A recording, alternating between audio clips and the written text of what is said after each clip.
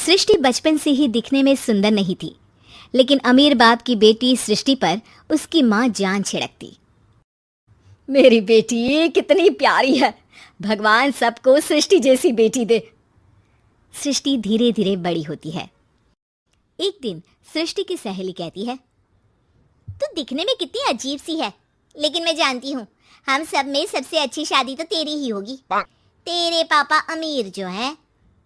और बता नहीं सकते यार, दहेज तो हर कोई देता है, ये क्या ज्यादा ले जाएगी अपने पति के लिए? अरे बड़े शहर में कोठी है इसके पापा की।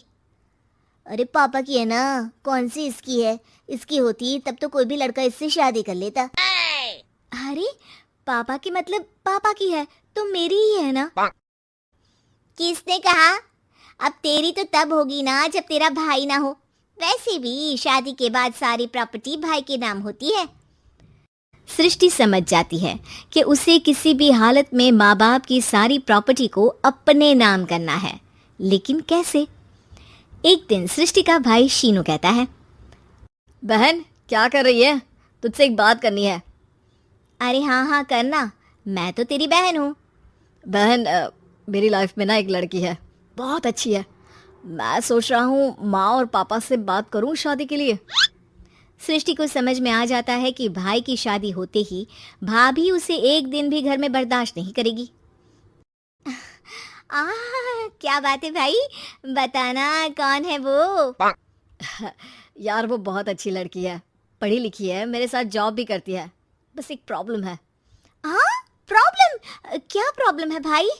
यार वो शादीशुदा है, लेकिन उसके पति ने उसे सिर्फ इसलिए छोड़ दिया क्योंकि उसके माँ बाप दहेज नहीं दे पाए। सृष्टि ये सुनकर न जाने क्यों खुश हो जाती है।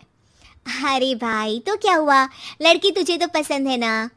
शीनू को लगता है कि बहन उसे समझ रही है। वो इस बात से अनजान होता है कि उसकी बहन की मंशा पूरा घर हड़पने की है। सृष्टि अपनी माँ से कहती है, मम्मी मुझे तो बहुत चिंता है, पता है शीनू क्या कर रहा है? अरे क्या कर रहा है, वो तो काम पर जाता है और वापस घर आता है। नहीं ना माँ, वो यही तो नहीं कर रहा, बाकी सब कर रहा है। आपको पता है उससे प्यार है, और वो भी एक शादीशुदा लड़की से। हैं? ये क्या हो गया, मैं सोसाइटी में क्या मुंह दिखाऊंगी? अरे तेरे पापा तो यही कहेंगे कि मैंने ही उसे बिगाड़ दिया है। माँ देखो मेरी बात मानो, पापा पर भी विश्वास करने की जरूरत नहीं है। अब आप ही बताओ, पापा इतनी देर घर के बाहर रहते हैं क्यों, बोलो? अरे बेटा वो तो नौकरी करते हैं ना। तू बहुत भोली है माँ, पापा का ऑफिस तो 7 बजे खत्म हो जाता है, लेकिन देखो कितनी देर से आते हैं। अरे नहीं नहीं बेटा, ऐसी कोई बात नहीं है। सृष्टि माँ को एक औरत से बात करते पिता की फोटो दिखाती है। देखो माँ कैसे हैं पापा, मैं ना कहती थी कि पापा सही नहीं है।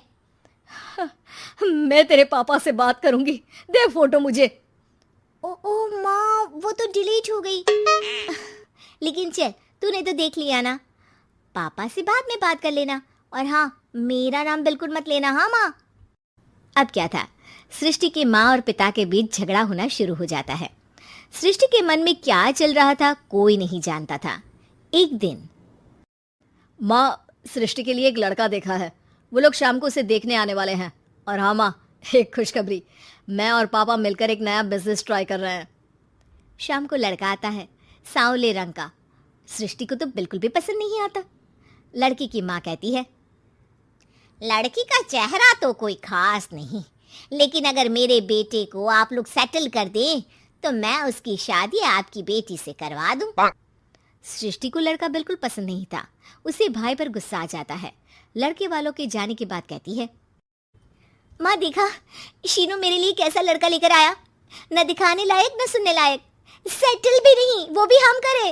अरे माँ मैं जानती हूँ ये मेरी शादी किसी भी घर में क्यों करवाना चाहता है। अरे कैसी बात कर रही है बहन, तूने तो देखा ना, लड़के को मैंने ही मना कर दिया तुझसे शादी के लिए।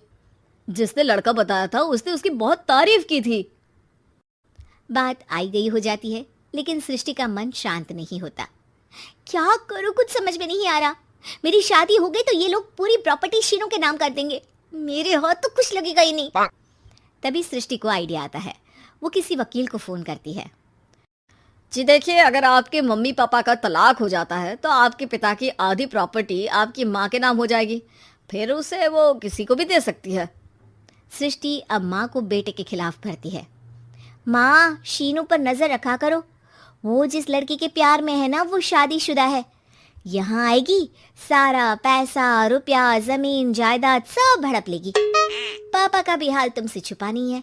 ऐसा ना हो कि मैं और आप एक दिन सड़क पर भीख मांगे। हे भगवान, मैं तो जीते जी मर जाऊंगी अगर ऐसा हो गया तो।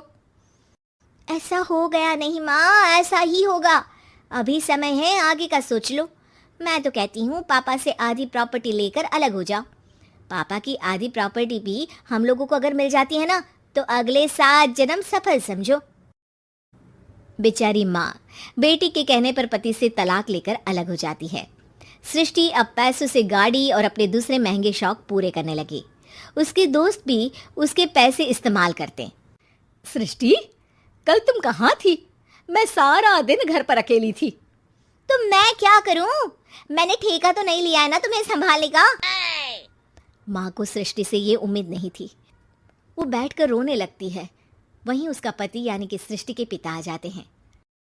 मैं जानता था कि तुम्हारा यही हाल होगा, तो आपने मुझे रोका क्यों नहीं? मैं रोकता तो तुम रुकती क्या? सृष्टि के कहने पर तुमने मुझ पर अपने बेटे पर शक किया, लेकिन तुम ये भूल गई कि कैसे हम दोनों ने मिलकर जीवन में इतना सब खड़ा किया। माँ पति के गले लग जाती है। मुझे माफ कर दीजिए, मैंने आपकी कमाई का एक बड़ा हिस्सा गवा दिया।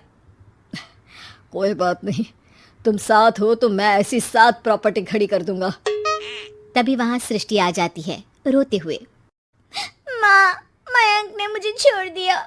वो बोल रहा था जब तक मेरे पास पैसे थे तब तक ही वो मेरे साथ था। पापा,